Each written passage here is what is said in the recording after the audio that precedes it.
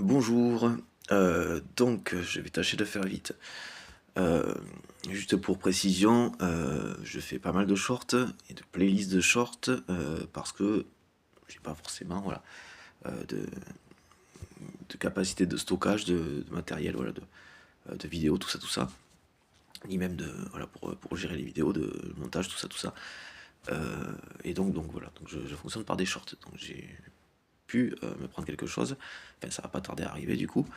euh, qui me permettra de présenter quelque chose de beaucoup plus, de beaucoup plus présentable tout simplement. Voilà, je vais donc essayer de faire vite malgré tout et d'éviter d'enchaîner les playlists à ce sujet, au sujet que je veux aborder. Donc j'ai vu une vidéo concernant donc d'une personne, d'un ancien employé de la DGSE français du coup, donc il parlait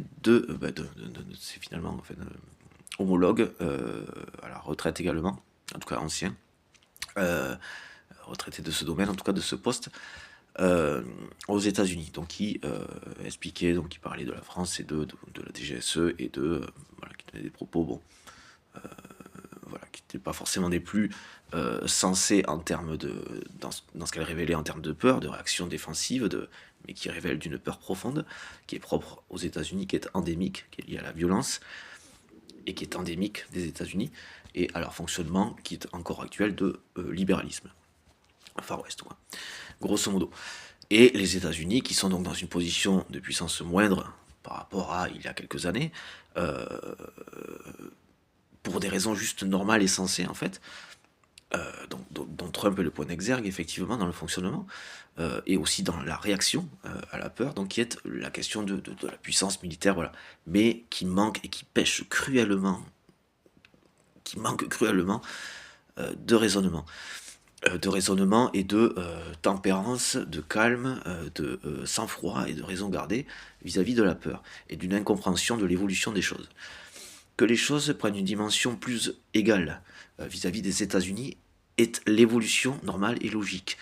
Il y avait une disproportion qui est moindre par rapport à avant, donc de disproportion de puissance militaire, elle est encore effectivement assez conséquente malgré tout, enfin, par rapport à selon les pays que l'on prend en parallèle, mais elle aussi beaucoup moins qu'avant, dont